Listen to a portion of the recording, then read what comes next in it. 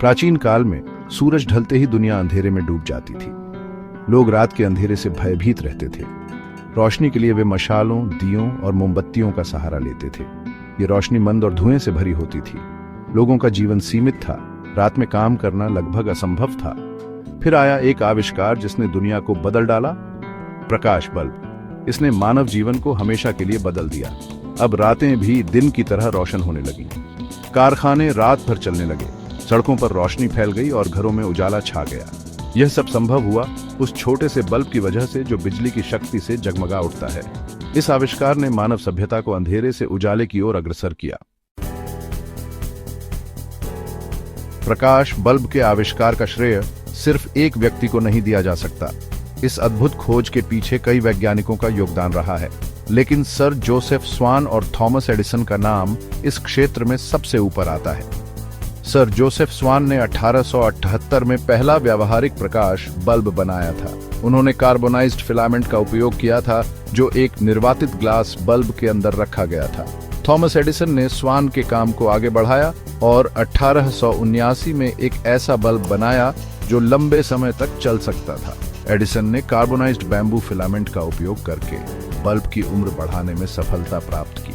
इन दोनों वैज्ञानिकों के अथक प्रयासों के परिणाम स्वरूप आज हम प्रकाश बल्ब के रूप में एक अमूल्य तोहफा पा सके हैं। प्रकाश बल्ब के पीछे का विज्ञान बेहद दिलचस्प है। यह इलेक्ट्रॉनों, फोटॉनों और ऊर्जा के स्तरों के बीच एक अनोखे खेल पर आधारित है। जब बिजली फिलामेंट से होकर गुजरती है तो यह इलेक्ट्रॉनों को उत्तेजित करती है।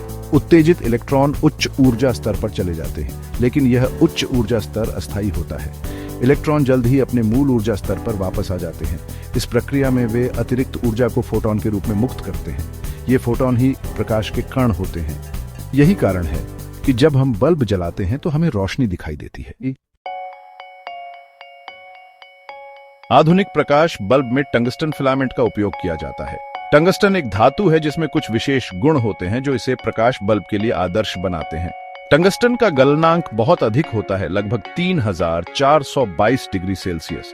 इसका मतलब है कि यह बहुत अधिक तापमान पर भी पिघलता नहीं है।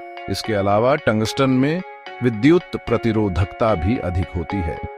इसका अर्थ है कि यह विद्युत धारा के प्रवाह का विरोध करता है।